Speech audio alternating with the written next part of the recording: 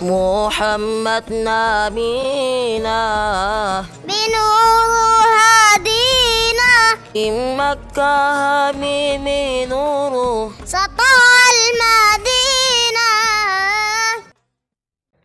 السلام عليكم ورحمة الله وبركاته.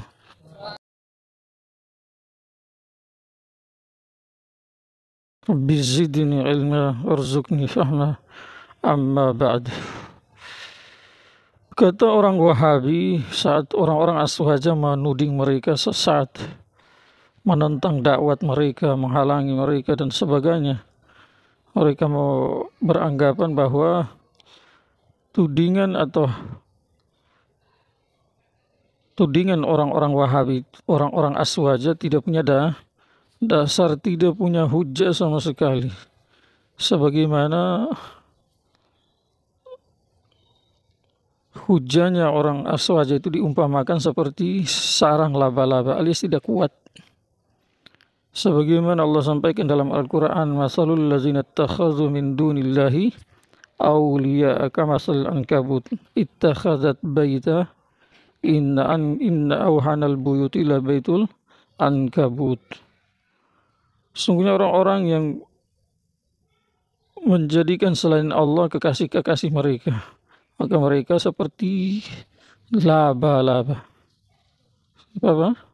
Laba-laba yang bikin rumah ini, kamasal ankabut, seperti laba-laba yang bikin rumah. Dan paling lemahnya rumah adalah rumahnya laba-laba itu. Hanya ambil saja satu lidi, dihancurkan tidak sampai 1 menit. Paham tidak? Maka dengan sombongnya orang Wahabi berkata bahwa dalil-dalilnya orang Aswaja itu dalam menghalau orang-orang Wahabi, kekuatan dalil mereka sama seperti kekuatan sarang laba-laba. Pertentangan terbesar antara Rasul dan kaumnya dalam tauhid uluhiyah. Artinya kita dimusuhi oleh umat ini karena kita mendakwakan dakwah tauhid. Maka ada dai-dai yang menentang dakwah kita, nggak suka dengan dakwah kita, dakwah tauhid ini. Maka mereka menuduh dengan berbagai macam tuduhan, tuduhan keras, tuduhan radikal, teroris, Wahabi, sesat, segala macam tuduhan. Ini cobaan dalam dakwah, harus dihadapi, nggak boleh kita mundur. Karena apa? Karena mereka nggak punya hujah sama sekali. Hujah mereka seperti sarang laba-laba yang Allah sebutkan dalam Al-Quran. Jelas ini hanya omong kosong belaka. Justru dalil-dalil mereka itu yang tidak jelas. Dalil-dalil orang-orang Wahabi yang tidak jelas. Berapa banyak yang kita sudah sampaikan itu mengenai kesalahpahaman mereka dalam memahami Al-Quran, kesalahpahaman mereka dalam memahami hadis-hadis Nabi Shallallahu Alaihi Wasallam. Maka dari situ dapat diketahui justru mereka yang dalilnya seperti sarang laba-laba lebih parah dari itu. Kalau sarang laba-laba masih mending, dia dijadikan oleh Allah dalam satu momen yang tidak bisa dilupakan dalam sejarah. Saat Nabi hijrah, kemudian menginap di Gua Sur, di sana 3 hari, maka sarang laba-laba Allah jadikan sebab untuk menyelamatkan kekasihnya, untuk mengelabui orang-orang kafir Quraisy yang ingin menangkap Rasulullah SAW dengan Abu Bakar Siddiq radhiyallahu. Alias sarang laba-laba itu tidak menjadi sebab orang sesat, tetapi menjadi penyelamat bagi Nabi Muhammad Sallallahu Alaihi Wasallam, walaupun di satu sisi dia punya kelemahan. Sementara dalil-dalilnya orang-orang Wahabi boro-boro memberi manfaat kepada orang. Na'udzubillah, bahasa kasarnya itu justru lewat Al-Quran, lewat hadis-hadis Nabi Sallallahu Alaihi Wasallam mereka berbohong, membohongi umat. Tidak sadar mereka memfitnah na'udzubillah atas nama Allah, memfitnah atas nama Rasulullah sallallahu alaihi wasallam. Maka dari situ dilihat bahwa sarang laba-laba masih mending ketimbang dalil-dalil hujah-hujahnya orang Wahabi. Dari zaman dulu hanya kullu bid'atin dhalalatun wa kullu dhalalatin finnar. Setiap bid'ah sesat, setiap yang sesat di neraka. Itu saja yang dipakai. Terus setelah dalil itu dihafal dan dijelaskan dengan kepahaman mereka, pasang sudah kacamata kuda, pasang sudah peredam suara di telinga, supaya tidak mau lagi mendengar masukan dari orang lain, dan supaya tidak lagi mau melihat jalan-jalan yang lurus yang ditunjukkan oleh ulama-ulama yang lain. Itu gambaran orang Wahabi. Maka lewat hujah-hujah mereka itu justru di mana mereka berada, di tempat mana, negara mana, di situ jadi sebab fitnah. Situ jadi sebab fitnah. Jadi solat Nabi diobrak, cara solat Nabi diobrak-abrik. Ulama-ulama yang dekat dengan Rasulullah SAW zaman itu, yang belajar, ada yang belajar langsung dari murid Rasulullah seperti Imam Abu Hanifah, ada yang belajar lewat murid-muridnya Rasulullah SAW, belajar dari tabi'in seperti Imam Syafi'i, Imam Malik. Cara-cara sholat ulama-ulama seperti tadi yang mereka sampaikan itu melalui hadis-hadis Nabi Sallallahu Alaihi Wasallam, yang prakteknya itu langsung dilihat. Hadis dijelaskan plus praktek yang mereka pelajari dari nomor satu yang dilihat langsung dari Rasulullah, minimal dari antara satu atau dua perantara. Ini tabi'in atau tabi'in. Sholat itu juga ditentang. Contoh misalkan dalam kitab Mishkat, hadis dari Abdullah bin Umar radhiyallahu anhu. Dalam hadis itu, kata Abdullah bin Umar radhiyallahu anhu, karena Rasulullah sallallahu alaihi wasallam yarfa'u yadayhi hadwa mankibain.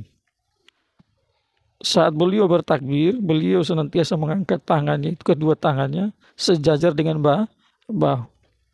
Satu hadis itu. Sementara hadis yang lain yang berkaitan dengan mengangkat tangan saat takbiratul ihram lewat sahabat Nabi sallallahu alaihi wasallam bernama Wa'il bin Hajar radhiyallahu anhu, di sana dijelaskan secara detail. Angkat tangannya bagaimana? Sejajar bahu. Kalau dipahami sama orang Wahabi karena satu hadis, kemudian hadis ini dipahami lewat otaknya saja mereka, jadi dipahaminya Allahu Akbar. Paham tidak? Allah. Jadi dia pahamnya sejajar bahu itu begini. Padahal yang dimaksud dalam hadis Abdullah bin Umar radhiyallahu anhu bukan itu. Kenapa? Karena ada hadis lain lagi yang menjelaskan lebih detail. Yang tadi hadis lewat Wa'il bin Hajar radhiyallahu anhu. Yang menukilkan hadis ini adalah salah satu ulama besar dalam mazhab Syafi'i, dan beliau ini juga kealimannya, keilmuannya juga diakui sama ulama dunia dari seluruh kalangan termasuk Wahabi, yang bernama Hafizud Dunya Ibnu Hajar Asqalani rahmatullah alaihi. Nama kitabnya adalah Bulughul Maram. Di sana dijelaskan sejajar bahu bukan begini, tetapi di atas bahu sejajarnya bagian atas. Ibu jari dikira-kirakan sejajar anak telinga, ujung-ujung jari berada di atas telinga, jadi bukan. Itu salah satu itu namanya pembodohan. Paham tidak? Maka orang-orang yang sholat mengikuti ulama mu'tabar yang diakui satu dunia itu, tidak ada satu ulama pun yang berpendapat bahwa wujudnya Imam Abu Hanifah, Imam Syafi'i dan imam-imam yang lain itu adalah sebagai wujudnya fitnah, sebab munculnya fitnah. Tidak ada. Bahkan orang Wahabi juga takut. Coba mengklaim seperti itu, masuk dalam ancaman, barang siapa memusuhi waliku maka saya uilan perang sama dia, sebagaimana dalam hadis qudsi.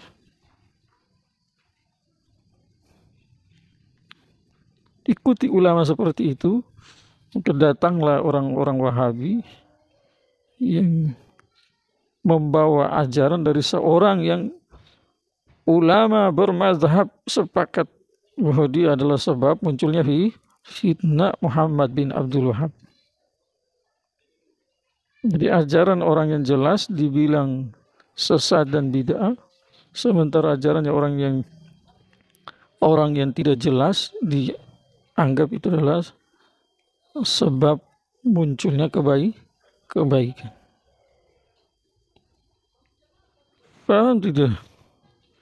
Yang kedua lagi, mengenai ziarah kubur, Nabi SAW telah sampaikan dalam hadisnya yang mafhumnya, awal mula saya larang kamu menziarati kubur, sekarang ziaratlah kubur. Paham tidak? Fazuruha. Nabi suruh ziarat kubur, tetapi mereka mengatakan ziarah kubur syirik lah, ziarah kubur adalah bid'ah lah, ziarah kubur adalah sesat lah, dan lain-lain sebagainya. Dan ada satu pembodohan. Yang ketiga, di saat ziarah kubur meminta membaca Al-Quran, memohon kepada Allah lewat wasilah-wasilah aulia, dibilang lagi itu syirik. Itu adalah satu pembodohan lagi. Maka khulasanya, klaim orang Wahabi bahwa hujjah atau dalil-dalilnya orang Aswaja dalam menyerang, dalam menghalau orang-orang Wahabi itu seperti sarang laba-laba, itu salah. So, justru dalil-dalil mereka yang tidak kuat, yang tidak ada gunanya.